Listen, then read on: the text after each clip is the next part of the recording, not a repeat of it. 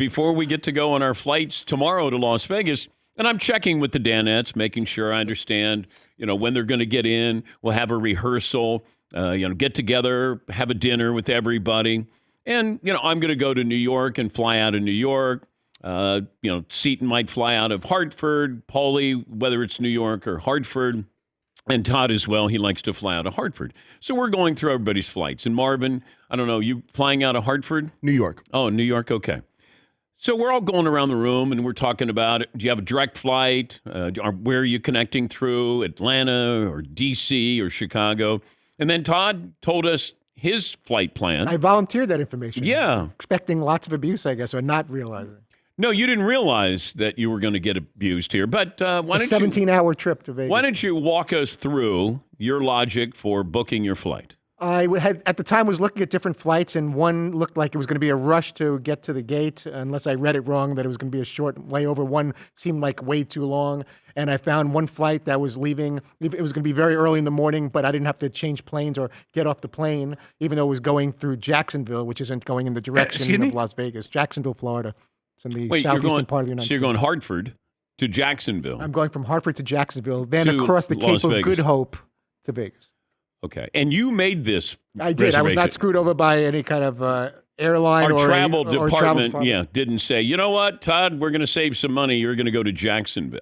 And I get in 4 hours before the rooms will be ready, which means I'll be just kind of wandering aimlessly across Las Vegas. Maybe I'll go to the gym. Maybe I can get early check-in. Well, I know, but I don't care about that. I'm talking about you're flying from... That's part of the story, though. Well, I mean, you're flying with a week's worth of clothing and stuff like that to get in 4+ hours before you can even get into your room by choice.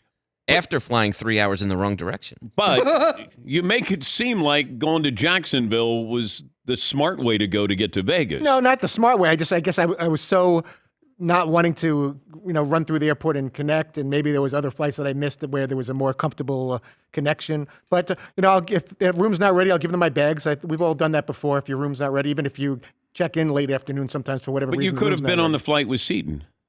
I could have. I didn't purposely avoid. It wasn't an antisocial choice. It was I saw this flight that was direct where I didn't have to get off the plane, and I'm like, I think I'll do that. I'll get in a little early. It's not direct to Vegas, but it's so you got an indirect flight to Vegas. An indirect direct flight. Yes. To Vegas, so. And I'll have them watch my bags. They'll lock it up, and I'll go have breakfast or whatever. It's not the worst thing. Maybe it wasn't the best choice, but it's not. Yes, Paul. Terrible. Just a couple questions. Todd, what time did your flight take off in the morning? It was supposed to take off like at 7. Now it says 6 a.m. departure. Great. So you had to get up 4-ish? I will probably get up like 3:30, and I will probably get to the airport a little before 5. You're going to spend 8.5 hours on a plane to Vegas. I think it's 8 hours and 44 minutes is the total based on. Okay. All right. Well, content. This is good. We'll see you. I don't think that's why you booked it that way. Did not. Yeah. I thought I tricked the system. I'm like, I found a flight out of Hartford that you don't have to change planes. Yeah. I win. I didn't win. You guys won. Yeah. Not a competition. No, it's not a competition. You lost. It's just a curious choice, that's all. Yeah, you lost your own competition. I did. Yeah. Nobody's competing with you. But I'm still okay with that. I don't mind getting early. I'll find something to do, and it'll be all right. And maybe they can get me a room a little early. Do you want to change it?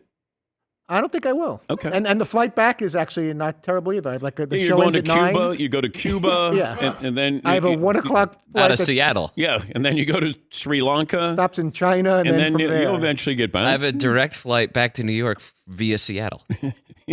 Yes, Paul. Todd's like, imagine you're at a stoplight, you don't feel like making a left turn, so you make 3 right turns to avoid making a left, and it takes twice as long. That's the move of the flight. Well, hopefully we all get to the same destination to be ready to entertain a nation. But for some weird reason, Monday. going back, it's a 1 o'clock flight that gets back like 10:30 to Connecticut. So that's 4 o'clock. So going back, it's only like 6.5 hours, but it's 8.5 hours going there. Wait, are you going through Jacksonville on the way back? I have to check. I just know that the flight leaves at 1. But the flight leaves at 1 Pacific. That's 4 Eastern, and I get into Hartford at 10:40. That's 6.5 hours. That's reasonable. You can't do much better than that. Okay, but you should check it though. Do you even know if it's a direct flight back? It is a direct flight. I know the plane stops, and then I stay on the plane, and it goes to Hartford. Well, that's what happens in Jacksonville, that you stop. Okay, Yeah. all right. And maybe it's better to get off the plane and stretch your legs and get something to eat. And, Yeah. so you guys maybe did the right thing, and I did something stupid. It won't be the last time.